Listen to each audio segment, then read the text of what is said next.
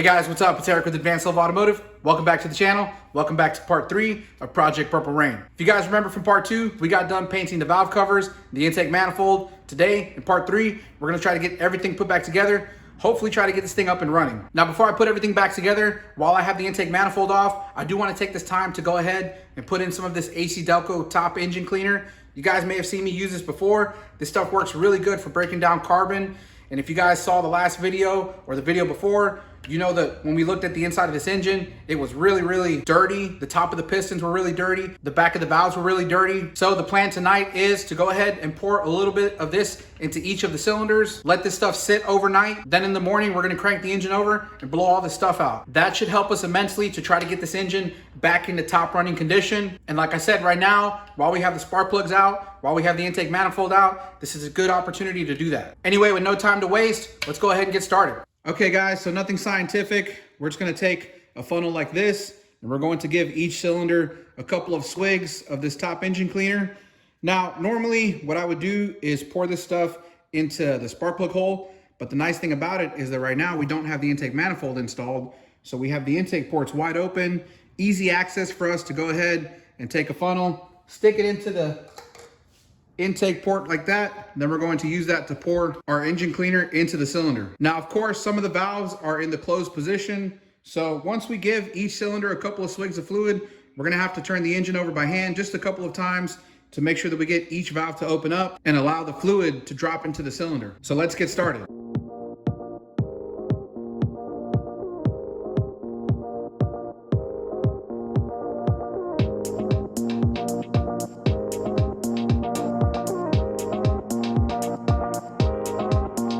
All right guys, so I just went ahead and I poured the entire can. I figured I may as well. But let me show you guys something really quick before I go ahead and turn the engine over. If you guys look into these intake ports, something really interesting, the position of the engine right now, most of these intake valves are actually closed. So if you take a look into this port right here, you can actually see that we pretty much almost filled it with the top end engine cleaner. Now this one here is dry, but for the most part, most of these are able to retain a lot of that fluid. Taking a look in here, hopefully you guys can see that. Can you guys see that? Now this one here is open, and then the last one here. So pretty much 2 out of the 10 valves right now were completely open. The rest of them were either fully closed or partially closed. That allows the fluid to clean the back of the intake valve. Now, once I spin the engine over, the rest of the valves are gonna open up. That fluid's gonna drop into the cylinder where it can continue on to clean the piston and the piston rings. Tomorrow. Okay guys, so it is the following day. I went ahead and I let the cleaner sit in the cylinders overnight.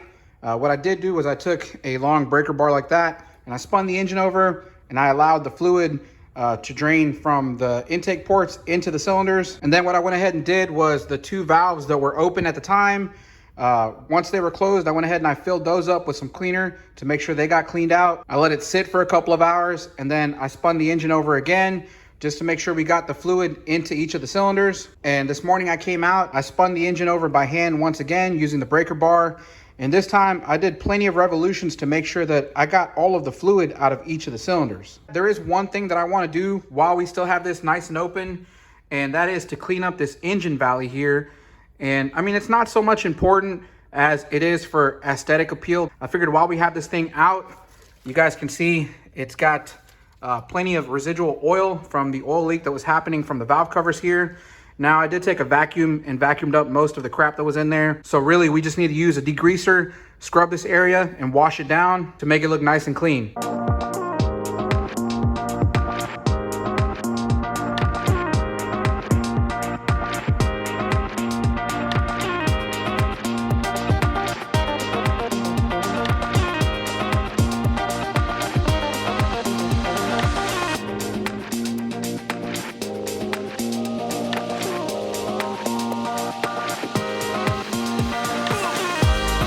All right, guys, much better. Take a look at that. Also, while I was at it, I went ahead and I scuffed up the gasket surfaces using, a good old 3M Scotch-Brite pad on this little grinder. So if you look at the intake ports, they're nice and prepped. Also, the gasket surface for the valve covers is nice and prepped, so we're pretty much ready to go back together. Okay, so before we can go ahead and install the intake manifold, we're going to need to pre-assemble it. We're going to install the throttle bodies, install the injectors. We're going to reconnect the hoses, and also there's the fuel line that goes down here, which is this section of fuel line. If you guys look over here, I have this little kit that has these clips for the end of the fuel line, because if you take a look at this end of the fuel line where the quick connect is, can you guys see where the clip is damaged? I guess whenever they were disconnecting this line, this has like a plastic ring built into it, but you can see the plastic had already cracked. So I think from the factory, you're supposed to be able to just push this plastic into the quick connect and it should release. But of course, when the plastic is broken, you can see this gap it left right here. So it wasn't disengaging the little tooth there.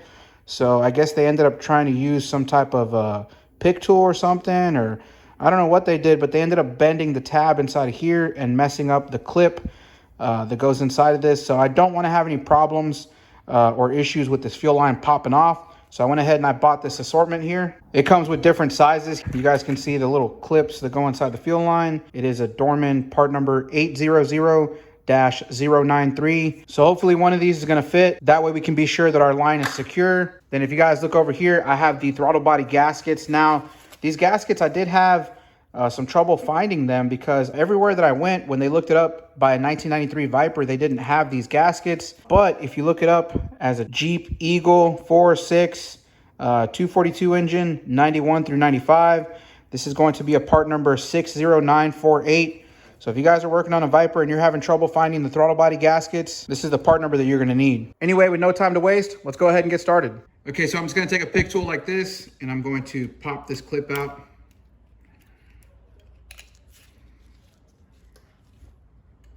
Just kind of bend the tabs there a little bit and pop it up, and we can pull it out.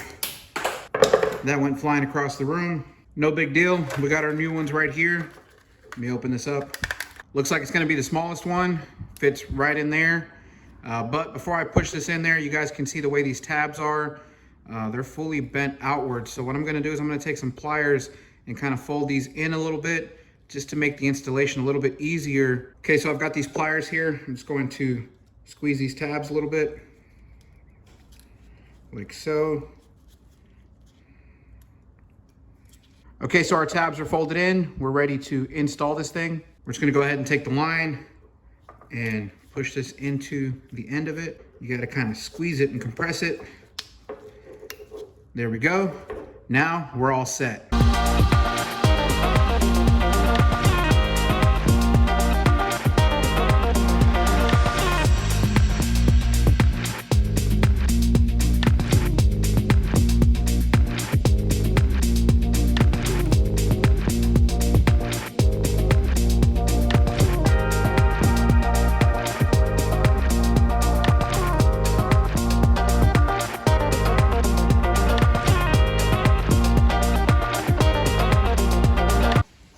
Okay guys, so something I just noticed that I wish I would have noticed before, but as I was trying to put these injectors in, I realized that some of these injectors did not have any O-rings on them. So if you look, we should have an O-ring right up here and an O-ring down here.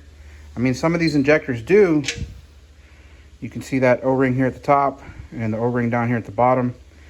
But what I noticed was that these things still look really dirty and corroded. So take a look at the filter here. You can see where it still has a bunch of crap stuck in it. And so I realized that I don't think they touched these injectors at all. Seems to me like they got them and then they just sent them back. And then I took a look at the paperwork that was inside of the box. Of course, like I stated in the first video, these were sent off to Rock Auto, and Rock Auto actually takes the injectors and sends them off to a third-party company called Autoline, where they then rebuild the injectors before sending them back to the customer. So interestingly enough, I was looking at this paperwork, and again, you can see here, Autoline, it says R&R, fuel injectors. And if you take a look at this, you can see where they highlighted R&R, and then they wrote a big NA across it, meaning non-applicable. Then they even crossed out this 10 quantity shipped. I mean, even on this work order here, if you take a look, it says rebuild work order. And again, they just wrote NA across this paper here. So I'm wondering if they received these injectors and then they realized that they couldn't rebuild them, or maybe they just couldn't clean them, because these are not your typical injectors. Again, there is no fuel rail. The fuel rail is actually cast into the intake manifold. So if you look at the passage here, so what happens is that the fuel comes in through the passage that's down here, and then it fills all of the cavities or passages inside of this intake manifold, and each injector port has a little side opening. So if you take a look at the side there, and that's where the fuel pressure is going to hit the side of the fuel injector. So typically on a fuel injector, you'll have fuel pressure to the top, not to the side. This one looks like the fuel gets fed in through the side of the injector, through the body of the injector, and then of course it comes out of the nozzle. So that's why you have an O-ring here and an O-ring up here. So I guess maybe they got these injectors, took a look at them, and realized that they could not perform the actual cleaning, maybe because they did not have the setup to do so. Either way, at this point, I'm out of luck. I don't have any fuel injectors, and I'm not going to put these back in here, so I'm kind of stuck. All right, guys, so unfortunately, after doing a little bit of research and making some phone calls, I was able to determine that the third-party company that was hired out by Rock Auto to rebuild these injectors, they were not able to rebuild them. So they actually just sent them back to Rock Auto. Then Rock Auto sent them back to my customer, and they still charged the customer, believing that the injectors had been rebuilt. So again, I had to make some phone calls. I called the third-party company. I actually found their number, and I called the guy directly, and he was able to tell me, no, we weren't able to do it. And so he got with Rock Auto, let them know that they made a mistake by charging the customer, even though they couldn't do it. Anyways, it was a whole big mess. We got the situation all figured out. The only problem is that right now we're trying to locate the fuel injectors, because at this point, if we're not able to rebuild them, we're going to have to replace them. So the customer and I have been scourging the internet trying to find the injectors for this thing. Now we found 5 of them, but we were having some difficulty locating the other ones. I actually just got a phone call from him earlier, and he told me he was able to find the other that we were missing. So we're going to put those on order. We're going to have them expedited to us so that we can get back on our project here. Unfortunately, this has caused us to kind of stall here. Now, I don't want this to completely stop us from doing what we're doing. I think at this point, I can probably still install the intake manifold and put everything back together, because the injectors really are the icing on the cake. They are the last thing to go on. So I don't think it would be a problem for us to just go ahead and start putting all that stuff together. Now, there are some other things that we are going to have to address while we have this car. One of them being the clutch. If you guys recall from the very first video where we looked at this car, the clutch pedal or the clutch pedal bracket, I think the bushing or something on it is worn. I'm not really sure, but what I'm gonna have to do is remove the clutch pedal bracket assembly and see if we can repair it, or if we can find the replacement bushing for it. So that's gonna be one of the things that's on our list. So my plan right now is to go ahead and put the intake manifold on, get everything installed up there. So now that you guys are all caught up on what's going on, let's go ahead and get back to work.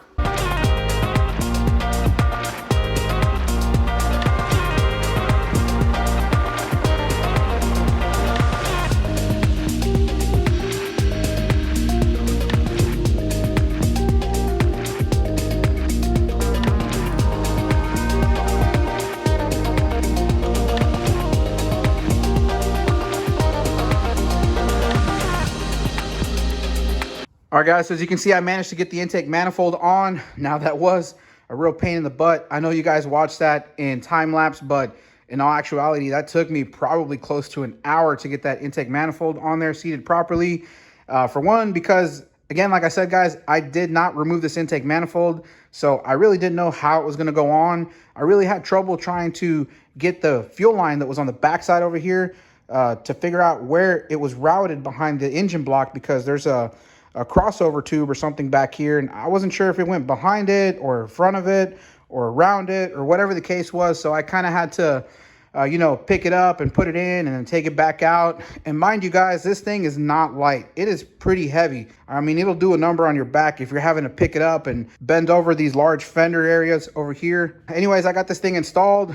I managed to pull up the harnesses or the connectors for the fuel injectors just using one of these little claw tools. So now that I have all of those out, you can see that they're ready for the injectors to go into place. Now the next thing I need to do is install the bolts and torque them down to spec. All right guys, so now that we have the intake manifold fully seated and I've got the bolts in place and threaded down by hand, I'm gonna go ahead and use the torque wrench to torque these to spec.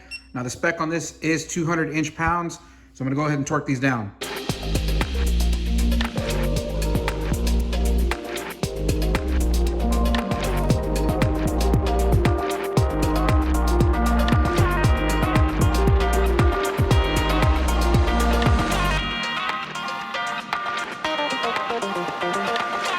Okay, so fast forward, we went ahead and torqued down the intake manifold, and right after that, I went ahead and I installed the new spark plugs. Now, the reason I wanted to do the spark plugs before putting the valve covers on was pretty simple. I didn't want to scratch the new valve covers because there is kind of some tight spaces here where I have to lift up on this tube here, and I didn't want to chance scratching the valve cover, just trying to put the spark plugs in. So while the valve covers are out of the way, it's a good time for me to have plenty of space so I can do the spark plugs without damaging any of the paint. Anyway, now that we have the new spark plugs installed, there is one more step that we need to do, and that is repair the ignition cables that broke off. If you guys recall from the first video of Project Purple Rain, when we went to pull these spark plug wires off, a couple of them broke. So you can see this one is broken off. So I'm gonna go ahead and show you guys how to repair these. These are MSD wires. They're 8.5 millimeter. And what I went ahead and did was bought this kit. It's part number 33127, and it comes with 2 boots like this and 2 crimps like this. Now, in order to install these crimps, you are going to need a special tool. It's made by IWISS. I think that's how it's pronounced. I'm not really sure, but I'm going to leave a link in the description for you guys in case you're looking to purchase a pair of these pliers, because these are much cheaper than buying the MSD version, and it essentially does the same thing. So if you take a look at these pliers, you can see this part right here is where the crimp for the insulation goes, and then right here this is the cutter for us to cut back the insulation, and then on the top here we have the crimp for the dual crimp terminal, which is up here. So I'm going to go ahead and show you guys how we do that. Okay, so to start off with, I'm going to go ahead and use a pair of cutters to cut off the tip of this here where it's damaged. Next up, I'm going to take these pliers and we're going to use the cutters right here. So we're just going to use it right about the edge right there, and then I'm going to go ahead and crimp down, and this is going to peel back our insulation. You guys can see we're left with this little black piece sticking out right here. I am gonna trim this little fray here at the top just to get it out of the way. Next up, we're gonna take our crimp here. This is a dual crimp style. So we're going to slide this in here, and the insulation part is going to sit inside of this area here, and our little black lead right here is going to sit in between these 2 crimps right there. And so we're gonna start off by crimping this black lead. So we're gonna take the pliers here and use the tip of it to crimp this down sideways. Kind of line it up, make sure we have it straight and even, and then also make sure that that lead is inside. I'm gonna go ahead and squeeze down, and when you squeeze down, this should release. And if you take a look, now we have our lead crimped in there. So next up, we're gonna go ahead and crimp the insulation. Now for this, you may need to take a pair of pliers and just kind of fold them in a little bit so that they fit inside of the crimp tool. So I'm just going to kind of fold these in like so. Then we're going to take our crimp pliers, we're going to situate it on top here, slide it over, line it up, make sure that everything fits in there properly. Hopefully you guys can see the way that terminal is inside of the crimp area there. Then we're going to go ahead and squeeze it down all the way and let this thing release. Now, as you guys can see, we have a solid crimp on this wire. If I tug on this, it is not going to come off. Next up, let's go ahead and install the boot. Now, before installing the boot, we're gonna go ahead and spray some grease in there, just using some white lithium grease. That's going to help us ease the installation. I'm gonna go ahead and slide it in there.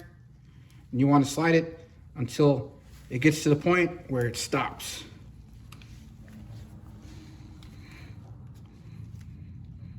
Okay, that feels just about right. Now, if you take a look in there, you can see where our terminal is. It's right exactly where we need it to be. We are done. Let's go ahead and put this thing back together. All right, guys, so it's time to finally put the valve covers on. You can see I have the valve cover gaskets already installed. Let's go ahead and do this.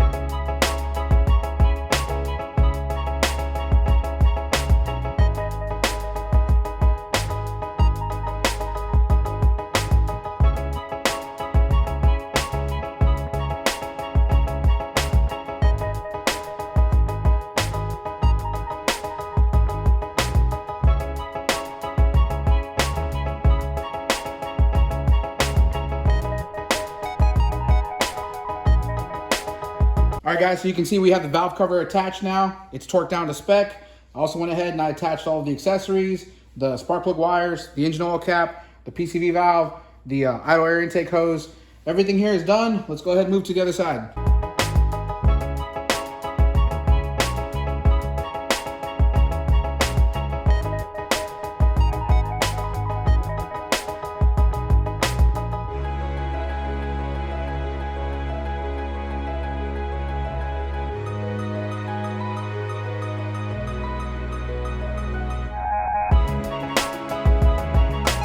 One eternity later. All right, guys, so fast forward. It has been a little over 3 weeks since we last left off, and we finally got our new injectors here. So the owner was able to source some new injectors. It did take them a while, but here we have them. We have all 10 of them. You guys can see. I'm not sure if these are new or if they're remanufactured, but either way, they look much better than the other ones did. Take a close look at that. You can see the screens are brand new O-rings, so these injectors are nice and clean. I'm really excited to get these things installed, so let's not waste any time.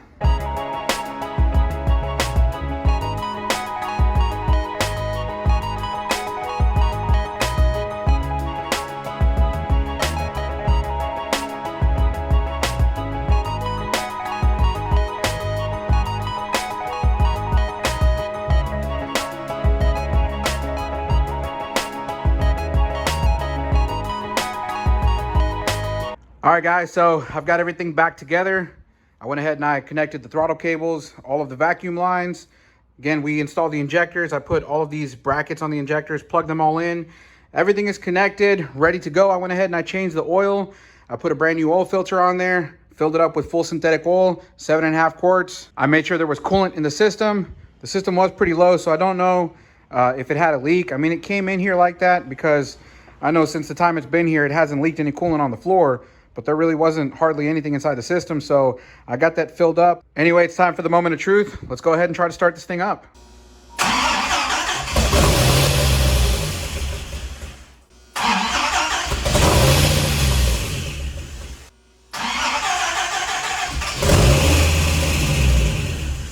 All right, guys, so bad news. I smelled gas. You guys can see this stream that's spraying up here. And if you take a look down here, you can see where it's coming from. Let me see if I can zoom in a little bit. You guys see the line right there? That's that fuel line that connects to the manifold, and it's got a pinhole leak. Let me see if I can shine my flashlight down there. Maybe a little bit too bright. Turn it down a little bit. Can you guys see that pinhole leak right there on that line? Yep, and it's getting all over this manifold. So let me go ahead and shut this thing off. We're gonna have to take this thing back apart. All right, guys, so obviously, that's not the outcome that I wanted. I am happy that the engine at least attempted to start, or it did start up. It just couldn't maintain the fuel pressure, so that's why the engine just kept dying and stalling. So I was able to keep it running a little bit longer. I just was kind of afraid of the fuel leak because I didn't want it to catch fire. That's the last thing I want happening. I am kind of glad also that, this fuel leak kind of sprung up right after the repair. It's better that it happens now than me being on the freeway trying to drive this thing back to where I need to drive it to, and then all of a sudden the car catches fire. So I am thankful that if there's going to be a fuel leak, I want to see it now. That way we can fix it before it becomes a real problem. Now this is just going to be another delay, on top of the delay that we had with the fuel injectors. I got almost like a month behind because of those injectors. They were really difficult to find. And now I'm gonna have to see if we can even get a hold of this fuel line. I'm gonna have to call the dealer, see if they even stock it still, because again, a lot of these parts are not available. They're very difficult to find. So yeah, that sucks. So anyways, I'm gonna go ahead and end out the video. There's not much else I can do at this point. I'm gonna have to call the dealership, see if they have the part. They're actually closed tomorrow. Tomorrow's Sunday, so I won't be able to call them until Monday. More delays. Anyway, I hope you guys enjoyed the video. I hope you found it useful. I hope you found it educational, entertaining. If you did, make sure to give it a thumbs up. If you haven't done so already, make sure you subscribe to the channel, hit that notification bell, and I'll see you guys in the next one. Thanks.